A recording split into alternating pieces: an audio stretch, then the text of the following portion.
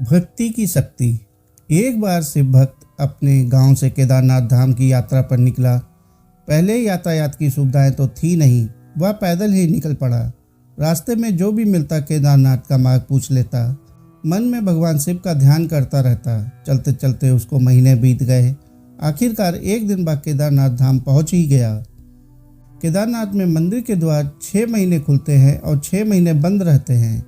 वह उस समय पर पहुंचा जब मंदिर के द्वार बंद हो रहे थे। पंडित जी को उसने बताया कि वह बहुत दूर से महीनों की यात्रा करके आया है। पंडित जी से प्रार्थना की, कृपा करके दरवाजे को खोलकर प्रभु के दर्शन करवा दीजिए। लेकिन वहाँ का तो नियम है, एक बार बंद तो बंद, नियम तो नियम होता है। वह बहुत रोया, बार बार भगवान शिव को याद किया कि प्रभु बस एक बार दर्शन करा दो। वह प्रार्थना कर रहा था सभी से, लेकिन किसी ने भी नहीं सुनी। पंडित जी बोले, अब यहाँ 6 महीने बाद आना, 6 महीने बाद यहाँ के दरवाजे खुलेंगे। यहाँ 6 महीने बर्फ और ठंड पड़ती है। और सभी जन वहाँ से चले गए। वह वहीं पर रोता रहा। रोते रोते रात होने लगी, चारों तरफ अंधेरा हो गया। लेकिन उसे विश्वास था अपने शिव पर कि वह जरूर कृपा करेंगे। उसे बहुत भूख और प्यास भी लग रही थी।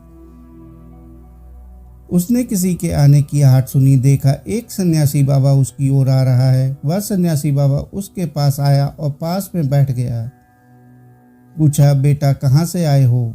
उसने सारा हाल सुना दिया और बोला, मेरा आना यहाँ व्यर्थ हो गया बाबा जी। बाबा जी ने उसे समझाया, खाना भी दिया और फिर बहुत देर तक बाबा उससे बातें करते रहे। बाबा जी को उस पर दया आ गई। वह बोले, बेटा मुझे लगता है सुबह मंदिर जरूर खुलेगा, तुम दर्शन जरूर करोगे। बातों बातों में इस भक्त को ना जाने कब नींद आ गई। सूर्य के मध्यम प्रकाश के साथ भक्त की आंख खुली। उसने इधर उधर बाबा को देखा, किंतु वह कहीं नहीं थे। इससे पहले कि वह कुछ समझ पाता, उसने देखा पंडित जी आ रहे हैं अपनी पूरी मंडली के साथ। उसने पंडित जी को प्रणाम किया और बोला, कल आपने जो कहा था कि मंदिर 6 महीने बाद खुलेगा और इस बीच कोई नहीं आएगा यहाँ, लेकिन आप तो सुबह ही आ गए। पंडित जी ने उसे गौर से देखा, पहचानने की कोशिश की और पूछा, तुम वही हो जो मंदिर का द्वार बंद होने पर आए थे, जो मुझे मिले थे? 6 महीने होते ही वापस आ गए। उस आदमी ने आश्चर्य से कहा, नहीं, मैं कहीं गया ही नहीं। कल ही तो आप मिले थे।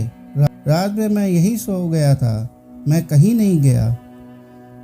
पंडित जी के आश्चर्य का ठिकाना नहीं था। उन्होंने कहा, लेकिन मैं तो 6 महीने पहले मंदिर बंद करके गया था और आज 6 महीने बाद आया हूँ।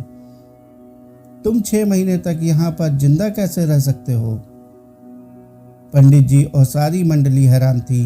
इतनी सर्दी में एक अकेला व्यक्ति कैसे 6 महीने तक जिंदा रह सकता है?